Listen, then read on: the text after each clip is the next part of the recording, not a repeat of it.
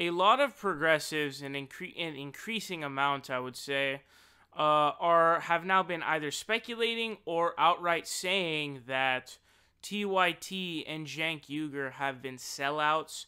There was that $20 million business investment that they had, and there were a lot of progressives who were saying that they're essentially now beholden to them. And what we're going to be looking at here is Jimmy Dore was prompted or asked the question of, I don't know, he was basically asked the question of whether or not, they're sellouts or whether or not they're doing it for money. Let's see what Jimmy Dore says. I don't think anybody at TYT has sold out anything. I think that's how they genuinely feel about things.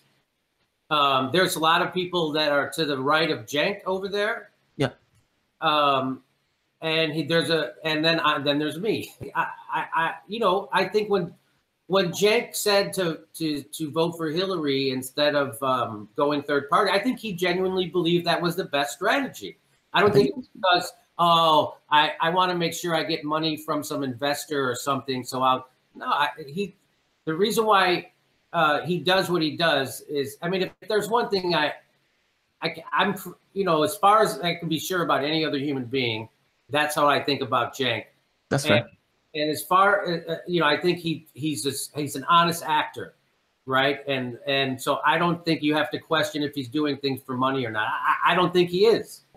I would be the same guy. In fact, I don't hold my tongue. They allow me to go on their main show and disagree with them, and full-throatedly disagree. I don't have to mealy mouth it. Yeah. So, and we just disagree. And so it's not like I'm holding my tongue. They're not holding their tongue. We're all, as people like to say, keeping it real. Yeah. So we disagree on strategy. We don't disagree on policy. Again, it's the same thing of we agree on policy. We're for Bernie's progressive agenda, which, by the way, is barely progressive in a sense, right? I mean, it just. So Jimmy Dore says that Cenk Uygur and the other people on the Young Turks, so the Young Turks as an organization as a whole, are not sellouts, and that what they say is what they actually believe.